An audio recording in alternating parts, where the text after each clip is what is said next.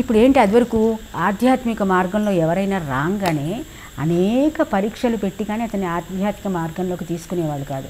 ఎందుకంటే ఈ రహస్యాలన్నీ కూడా ఈ ఆధ్యాత్మిక మార్గంలో కాకుండా ప్రపంచ మార్గంలో కనుక ఉన్నవాళ్ళకి ఇవి అప్పచెప్పినట్లయితే ఈ రహస్యాలన్నీ కూడా ఇవన్నీ కూడా దుర్వినియోగం అయిపోతాయి అన్నమాట. దుర్వినియోగం అయిపోయి ఏంటంటే వీడు గొప్పలు చెప్పుకోవటానికో లేకపోతే ప్రపంచంలో తన ఘనత చాటించుకోవటానికో ఈ రహస్యాలన్నీ బట్టబయలు చేసి ఆ ఆధ్యాత్మికత ఉండేటటువంటి పవిత్రతని అపవిత్రం చేస్తాడు. కాబట్టి అనేకమైనటువంటి పరీక్షలు పెట్టేవాడు. ఇక్కడ యమధర్మరాజు కూడా నచికేతుడికి అటువంటి పరీక్షలే చాలా పెట్టాడనమాట. మొట్టమొదటి అన్ని రకాల ప్రలోభాలు చూపించాడు. నువ్వు అటు పోవయ్యా, నువ్వు బాలకుడివి, నీకు కావలసినవి ఇస్తాను, నువ్వన్నీ సుఖంగా అటు పో, ఇటు రాకూడదు. దేవతలు కూడా ఈ ప్రశ్నలు అడగలేదు. ఈ దేవతలకు కూడా తెలియనటువంటి ప్రశ్నలు నీకెందుకయ్యా, నువ్వు అనవసరంగా ఇది చాలా కష్టమైన మార్గం, నీ దారిని నువ్వు పో, నా పని నన్ను చేసుకొని అని చెప్పి చాలా విధాలుగా ప్రలోభ పెట్టాడు యముడు.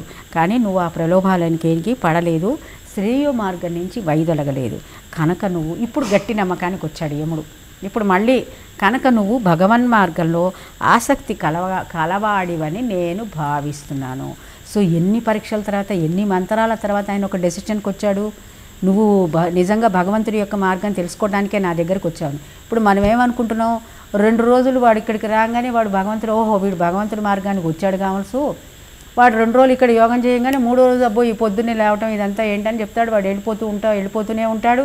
వాడితో పాటు ఇక్కడ నేర్చుకున్నదంతా వదలతాడు. అక్కడికి వెళ్ళి ఇక్కడికి వెళ్ళి ఇక్కడ చెప్పిన మాటలన్నీ బయట చెప్పటం, అందరు వేరే గురువుల దగ్గరికి వెళ్ళి వీడు గొప్ప చెప్పుకోవటం, ఇట్లా కూడా జరిగింది. మన ఆశ్రమంలోనే ఇట్లాగే ఒకడు వెళ్ళి ఈ ఆశ్రమం రహస్యాలన్నీ చెప్పడం మొదలుపెట్టాట. సో వెధవా, నువ్వు పావలాకు కూడా పనికిరాని వెధవకి మీ గురువుగారు పెద్ద జ్ఞానం చెప్పాడు, నీకు బుద్ధి లేదు, నీ గురువుగారికి బుద్ధి లేదన్నాడు. సో గురువుగారు కూడా తిట్టు తినాల్సి వచ్చింది ఆ శిష్యుడు చేసినటువంటి పనికి. కాబట్టి ఇటువంటి డేంజర్స్ ఉంటాయి. అందుకనే యముడు జాగ్రత్తగా నచికేతుడికి చెప్పాల. అన్ని ప్రలోభాలు పెట్టిన తర్వాత కూడా నచికేతుడు నాకు అదే కావాలని యముడి దగ్గర గట్టిగా నిలబడిన తర్వాత నువ్వు ఇప్పుడు భగవన్ మార్గంలోనే ఉన్నావు, సరే ఓకే అని చెప్పి అంటున్నాడు. సో ఇక్కడ ఏంటి విద్య అవిద్య, ఇందాక శ్రేయస్సు ప్రేయస్సు గురించి మాట్లాడాడు. శ్రేయస్కరమైనది, ప్రియమైనది. ఇప్పుడేంటి విద్య అవిద్య గురించి మాట్లాడాడు యముడు. మనం విద్య అవిద్య గురించి జాగ్రత్తగా మీరు గనక అంటే ఈశావాస్య ఉపనిషత్తులో ఎవరైనా వినుంటే గనక అందులో విద్య అవిద్య గురించి చెప్పబడినది. అదే ఇక్కడ కూడా యముడు అంటున్నాడు. విద్య అంటే భగవన్ మార్గం. మనం ఇప్పుడు దీని ప్రతిపదార్థం చూద్దాం. ప్రతిపదార్థం చూసిన తర్వాత ఏది అవిద్య అంటే ప్రాపంచికత, ప్రపంచంలో ఉన్నటువంటి సుఖాలన్నీ కూడా. ఏది విద్య అంటే ఏంటి, భగవన్ మార్గం. అంటే విద్య ఇటు ఉంటుంది, అవిద్య అటు వెళుతుంది. అంటే మనమందరం కూడా అన్ని పొందాలని ప్రయత్నం ఇట్లా బయటికి వెళ్తూ ఉంటాం. మనమందరం కూడా మామూలు మనిషి బయటికి వెళ్తాడు, ఆత్మజ్ఞాని తన లోపలికి తాను ప్రయాణం చేస్తారనమాట. విద్య అంటే భగవన్ మార్గం, అవిద్య అంటే ప్రాపంచికత. ఇతి అని జ్ఞాత తెలియబడుతున్నవో ఏతే 2 దూరం భిన్నమైనవి, విపరీతే పరస్పర విరుద్ధమైనవి, విశూచి విభిన్న మార్గాలను అనుసరించేవి, బహవః అనేకాలైన కామాహ కోరికలు నిన్ను నా అలోలుపంత ప్రలోభ పెట్టలేదు. ఎన్ని రకాలైనటువంటి నీకు గిఫ్ట్లు ఇస్తానన్నా నువ్వు వాటికి పడలేదు. నచికేతుని విద్యాం భగవన్ మార్గంలో ఈప్సినం ఆసక్తి గలవాడిగా మన్యే భావిస్తాను. ఈ నచికేతుడు అనేవాడిని అంటే థర్డ్ పర్సన్లో చెప్తున్నాడు. ఈ నచికేతుడు అనేవాడిని నచికేతుడిని చూపిస్తూనే ఎట్లా అయితే ఈ భాస్కర్ అనేవాడు పర్వాలా భగవన్ మార్గంలో ఉన్నాడని నేను అన్నట్లుగానే యముడేమంటున్నాడు, ఈ నచికేతుడు అనేవాడివి ఎవడైతే ఉన్నావో నీవు, నాకు ఇప్పుడు గట్టి నమ్మకం వచ్చింది, నువ్వు భగవన్ మార్గంలో ఉన్నావు కానీ ప్రపంచ మార్గంలో లేవయ్యా, నువ్వు పర్వాలేదు, నువ్వు కొద్దిగా నాకు ప్రియమైనటువంటి శిష్యుడు కాబోతున్నావు అన్నట్లుగా కొద్దిగా సంధించాడు యముడు. ఇప్పటిదాకా అసలు ఏ సందు ఇవ్వలే. సరే ఇప్పుడు నెక్స్ట్ మంత్రానికి వెళ్ళిపోద్దాం. సరే దీని గురించి ఇంకొక చిన్న 2 మాటలు మాట్లాడి నెక్స్ట్ మంత్రానికి వెళ్దాం. విద్య అవిద్య 2 ఉన్నవి. అవిద్య మోహంలో ముంచెత్తుతుంది. అంటే ప్రపంచంలో అన్ని మార్గాలు మోహంలో ముంచెత్తుతుంది. ఏ మార్గంలో వెళ్ళు, ఎంత దూరమైనా ప్రయాణించు, అందులో ఇంకా ఇంకా కొత్త కొత్త దారులు ఎత్తుకుని. ఇప్పుడు చూడండి, అసలు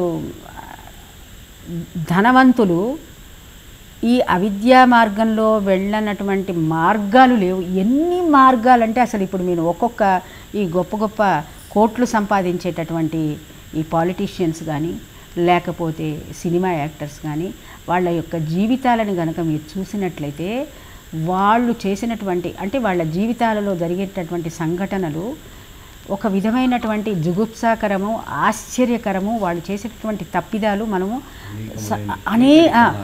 అసలు అనేక కరెక్ట్ చీకటి కోణాలు అసలు మనము ఊహించలేనటువంటి చీకటి కోణాలు ఉంటాయన్నమాట. అందుకే అన్నమాచారి ఎంత విభవము కలిగిన అంత యుధం ఆపద అని చెప్పాడు. సరే, మనకు అదంతా తర్వాత విషయం.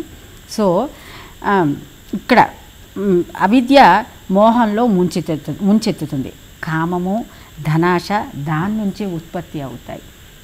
సో అవిద్య అనేది ఎప్పుడు మన ప్రపంచంలో అనేక రకాలైనటువంటి విషయాల మీదకి తీసుకెళ్ళటం వల్ల కామం అంటే ఏంటి? కోరిక. ఆ కోరికలు ఏంటి? వెరితలలు వేసే కోరికలు. ఇప్పుడు మామూలుగా ఫస్ట్ ఒక చిన్న బాటిల్ తోటి తాగటం మొదలు పెడతాడండి. తర్వాత ఫారిన్ లిక్కర్, ఆ తర్వాత ఇంకెక్కడి నుంచో జర్మనీ నుంచి, అమెరికా నుంచి, ఫ్రాన్స్ నుంచి, లేకపోతే కాబూల్ నుంచి, ఎక్కడి నుంచో ఇహ అంటే వాడు ఆ తాగే మందులోనే రకరకాలు. అట్లాగే తినే మాంసాహారంలోనే నెమలని, ఇదేంటి నిప్పుకోడని, అసలు ఆ రకరకాలైనటువంటి మాంసం తింటున్నారు. అడవి జంతువు, అసలు పాము, తేళ్ళు, జరులు, బల్లులు, అసలు ఒకటి కూడా వదలటంలా మనిషి. ఏమిటా ఆహారము, ఏమిటా విపరీతమైన తిండి, ఏమిటా జుగుప్సాకరమైనటువంటి మనిషి యొక్క ఆ నాలికకి పడిపోయేటటువంటి తత్వం మనం చూస్తుంటే అసలు ఒక విధమైనటువంటి అరే మనిషి అనేవాడు వీడు మనిషేనా అనేటటువంటి మన భావనలోకి వెళ్ళిపోతాం మనం కనుక ప్రపంచాన్ని కనుక చూసుంట్లయితే.